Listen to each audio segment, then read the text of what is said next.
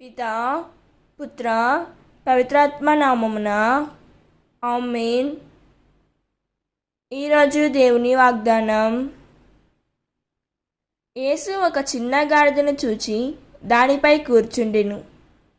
లేఖనమందు ఇట్లు రాయబడి ఉన్నది: సియోను కుమారి, భయపడుకుము, ఇదిగో నీ రాజు నీ యొద్దకు వచ్చుచున్నాడు, గాడిద పిల్లపై కూర్చుండి వచ్చుచున్నాడు. ఆయన శిష్యులు మొదట దీనిని గ్రహింపలేకపోయిరి.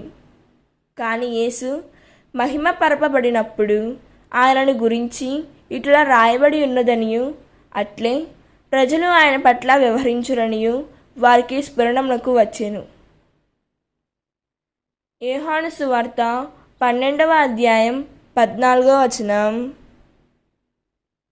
ఈ వాక్యం మనకు ఏం చెబుతున్నదంటే, ఘనతతో కాదు, వినయంతో గాడిద పిల్లపై యేసు వచ్చెను. మన హృదయాలలోనూ ఆయన రాజుగా రావాలంటే గర్వం కాదు, వినయం ఉండాలి.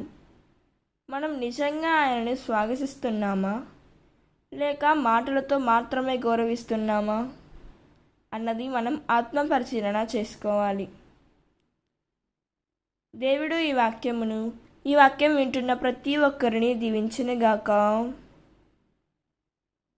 ప్రార్థన. ప్రభువా, వినయము గల హృదయమును నాకు దయచేయుము.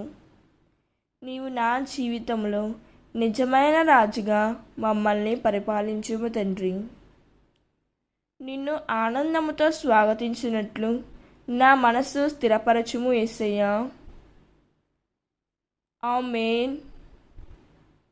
God bless you.